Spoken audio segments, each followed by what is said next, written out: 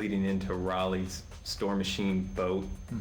And this is one of the first levels of the game we made, and it has been gone over and over and over, and as the characters changed, as his jump length changed and jump height changed, this level got changed too. Right. And it's also sort of like the test bed for the lighting, right? Hokyo, you did all the lighting in the game. Right. What kind of stuff was going through your head when you were making this level? Before I do any lighting, the artist, me and include other artists, we trying to get the right color palettes, you know, get the right mood of the time. The main goal that I was trying to do for this game was not making it too dark, but you still get the sense that you're at nighttime. Is it hard to do to kind of get a versatile set of colors going on to represent night, Right. but not be kind of Las Vegas-y? Right. As you can see the game right now, you have tealish shadow all over. That is our shadow. Most of the game uses black as the shadow, but we have different lighting that can make the shadow. We can choose the color shadow. We can make it pink, blue, whatever color, and we can give the intensity and stuff like that. So it's just a lot of time consuming just trying which shadow works the best with these textures. That was the most time consuming was with the textures. Does it works well with the blue? You know, if it doesn't, then we slightly change the saturations or the colors of the textures. We did a lot of process on those in this level. How many times do you reckon you went through this level and relit it? Maybe more than 30 times. Whoa. Yeah. That is intense. Yeah. Because we're dealing with the fog and the shadow, and the most important thing is the brightness.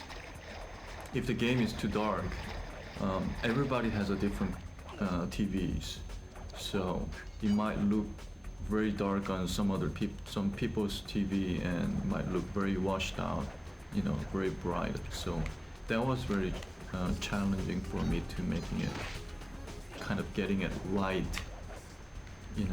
the brightness.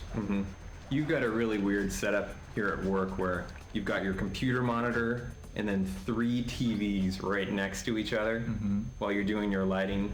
And like one is a bright TV, one's a normal TV, and one's a dark TV. Right. The reason that I have a 3 different set of TVs, I wanted to see the game with really kind of washed, bright, and also very, very dark. So my goal is trying to make it all same with those 3 different monitors, trying to get it all same brightness and the colors.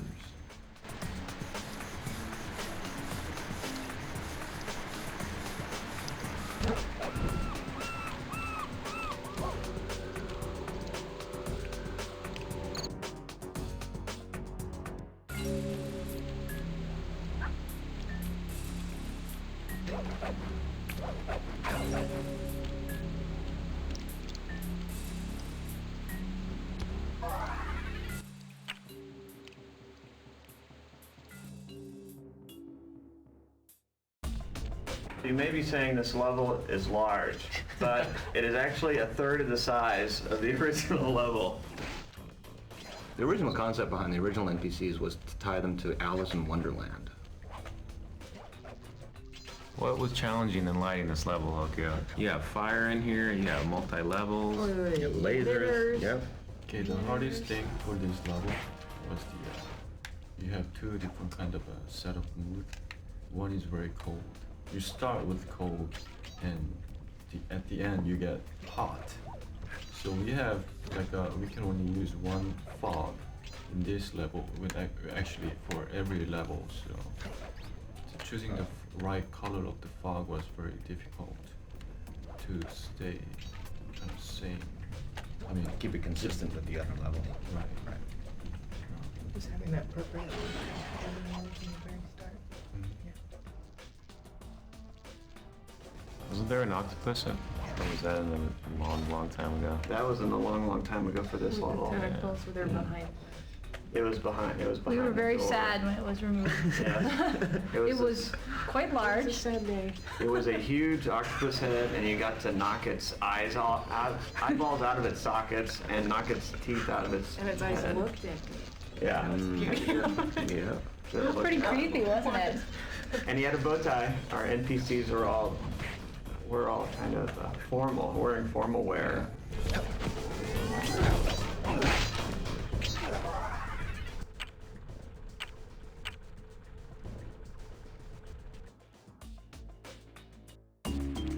After doing the crankshaft level, we decided that it would be impossible to finish this game with levels that are that size.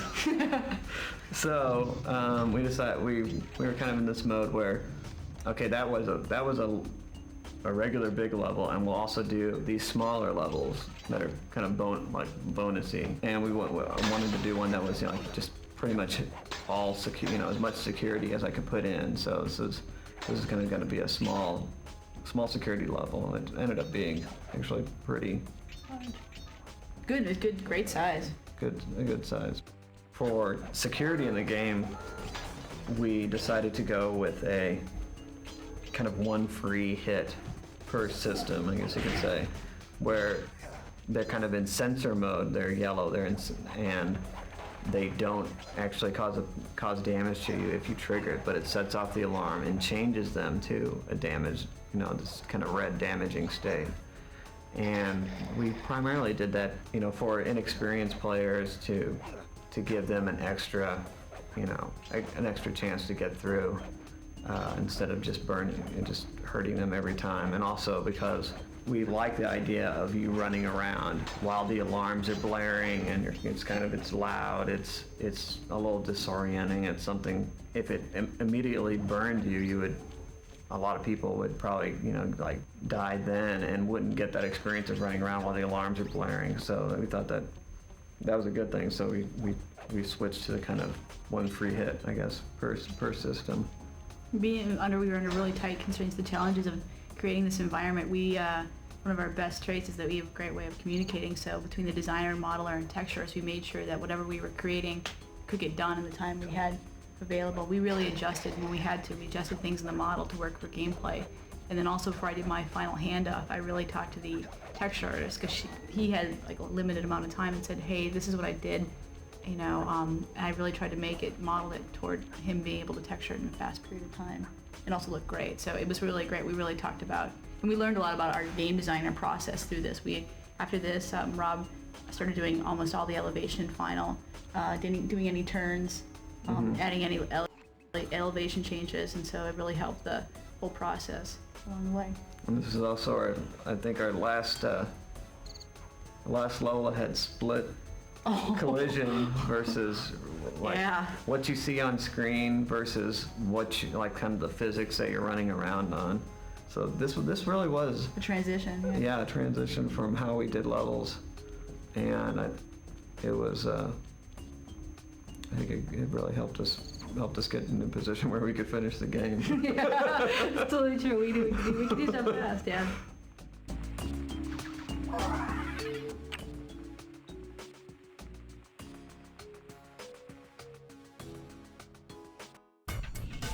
This level began with just the kind of mechanic of this wheel that you can interact with by running on it.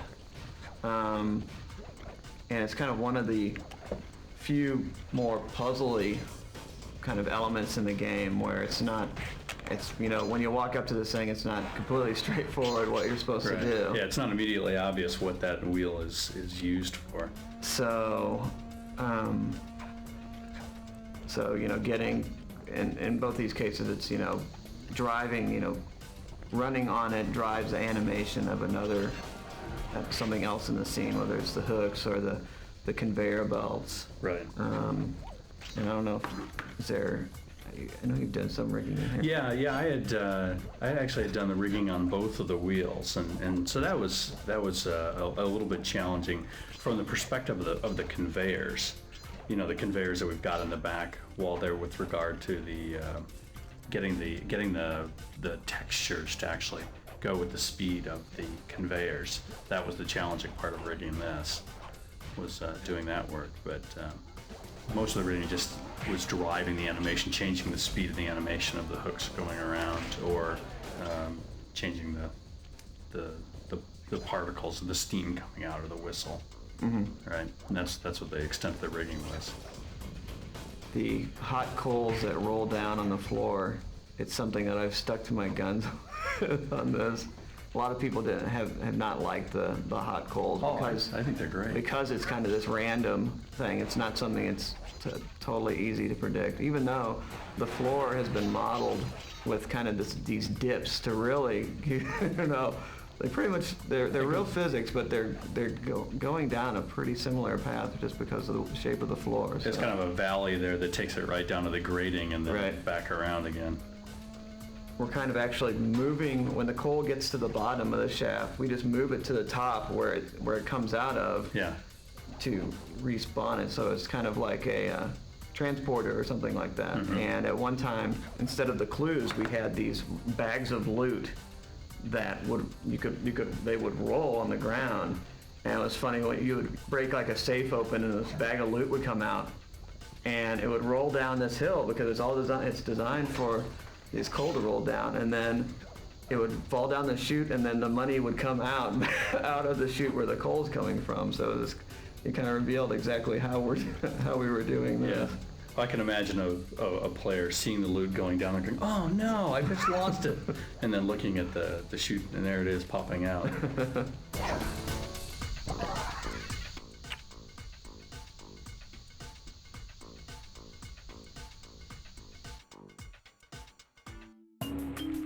This is another one of these levels where actually the key is available right at the beginning. You can see where it is. It's a little small, but still the key is right on this ledge, very, very close to that main, that first elevator when you go in. And so you're going to end up going into the level and coming all the way back out on a different level. Brian actually did some initial kind of level layouts for this. Yes. And that's what got me started in the kind of really double-deckering the game path in here. And we did that in other places too, but this was like the first where we really did a serious double-decker, different types of kind of challenges on the top and the bottom. And And Hoagie also did on the texture maps for all the NPCs. Kind of, you really unified their kind of visual style in a really good way. The main problem for our levels, I mean, my goal is to making it not dark, but give it the night sense, and especially like this level is the interior, but you still get the night light. So it was pretty difficult for me to do the lighting at first. I know we've changed lighting models 3 times? 3 times.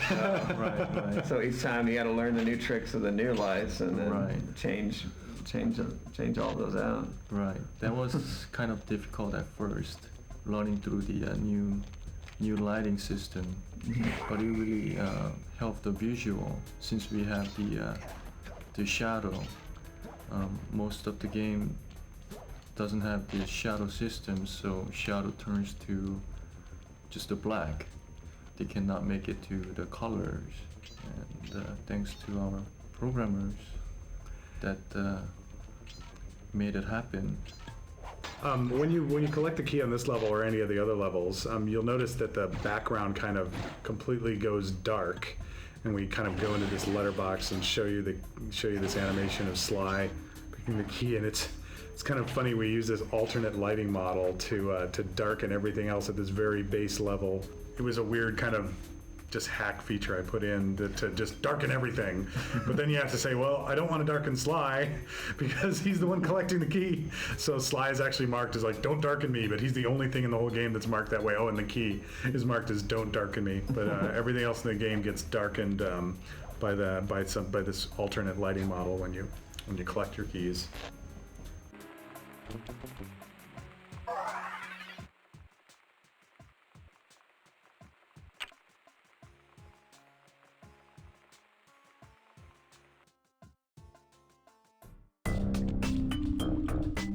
So this started off as a puzzle where you were going to come to the end of this boat deck, and actually the top of the boat deck where the first starfish throwing NPC now is, was going to be the training section. And the idea was going to be that there was going to be invisible lasers all over this area, and you were going to have to spray something into the ahead of you to expose the beams, either smoke or frost or something in front of you. And so it was actually laid out very rectangularly, and there were all these things to jump on, these floating platforms to jump on, and you had to kind of, each time you did a jump, you had to kind of look around you for the invisible lasers and then make your next jump. And as we backed away from the puzzly, slower gameplay, that was the first idea that went away. Yeah. So then what came? Well, there was also the idea of, once you got to the rear set of the buoys that floated on the water, that there was a giant fish that was sitting below you. Oh yeah, the giant fish. And he was the one that paced you and made you want to move forward faster and get through the level, or otherwise he'd come up and gobble you up. Yeah, so the giant fish, he got cut. Giant fish got cut. We definitely learned a thing or two about physics engines in games. How the predictability of something animated over relying on the physics engine to work itself out is usually... Yeah, the physics engine tends to work well in really clean, isolated situations, or in shrapnel, or in other situations where you want good-looking sort of ambient animation, but not as good for stuff that has to work 100% of the time, super predictably.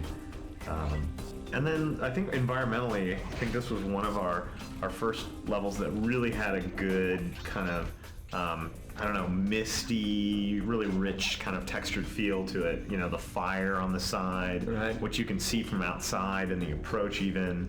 All the, like, the moss hanging off of everything, and just kind of... Yeah, a lot of really kind of organic richness in this level, especially back, you know, when there was fish and all that stuff, the waters, you know, being space warped, and, you know, has some interesting stuff going on, and, you know, all the surface effects that the texture artists put in, all really, I think, made this a really good looking level, and one that we kept investing in because it was something that, you know, the surroundings were so appealing that we wanted to make sure we used it in a really constructive way. The wisps floating through the air and whatnot, but with fire in the background, brought out a great richness in the environment. I remember when I first loaded it into the world after it had just gone through this massive change, and it was just one of the most spectacularly beautiful levels that we had at the time.